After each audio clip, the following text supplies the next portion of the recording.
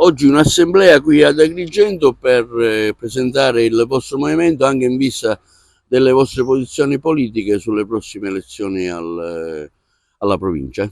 Sì, esattamente, come abbiamo avuto modo di dire, non è un'elezione quella di secondo livello che ci affascina e che ci piace, però ovviamente volevamo essere presenti, per questo abbiamo scelto una candidatura di spessore, ovvero il nostro consigliere comunale di Ribera Enzo Costa, che sarà presente a sostegno della candidatura del presidente Pendolino, che ci auguriamo possa riuscire a raggiungere l'obiettivo di guidare la provincia di Agrigento. Ecco, si discuterà anche di tematiche politiche, gli obiettivi futuri?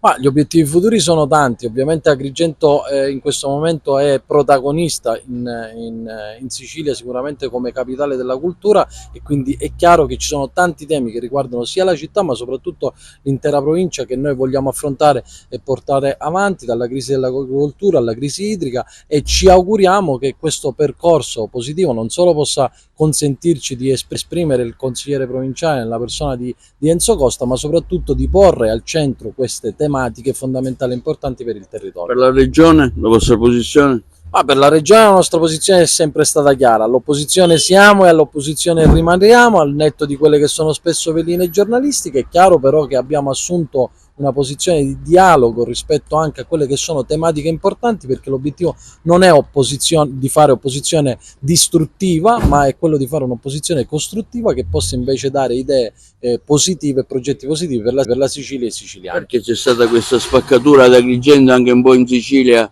del centrodestra, delle forze di opposizione, questo accordo anche con i partiti della sinistra? Ma diciamo che questa elezione è una elezione anomala sotto tutti i punti di vista, nella misura in cui per la prima volta sostanzialmente diventa più un'elezione politica che un'elezione di popolo.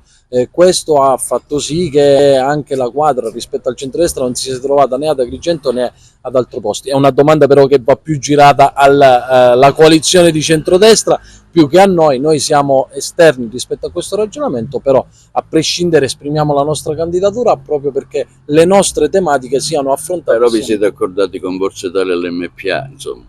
In questa provincia sì, in altre province abbiamo fatto ragionamenti per esempio con il centrosinistra. Ripeto, il nostro ragionamento da un punto di vista di scelta politica non è né di destra né di sinistra, è più un ragionamento civico, di espressione civica.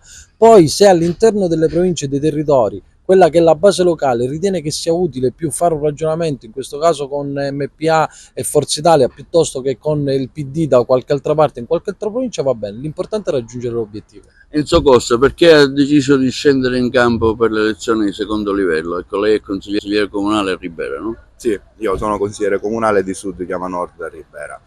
La disponibilità è stata data prima di tutto al mio territorio e alla provincia di Agrigento e ai comuni che ne fanno parte, e poi naturalmente al partito. La presenza di un consigliere comunale di Sud Chiama Nord naturalmente è importante per difendere quelli che sono le necessità e cercare di risolvere i problemi del territorio.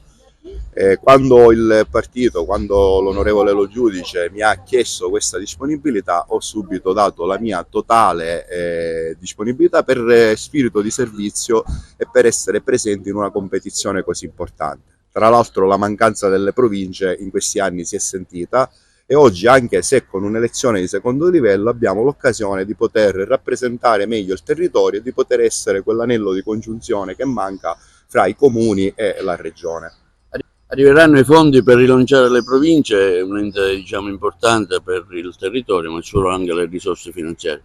E questo è quello che ci auguriamo, perché chiaramente la necessità della ricerca dei fondi e dei finanziamenti necessari alle infrastrutture del territorio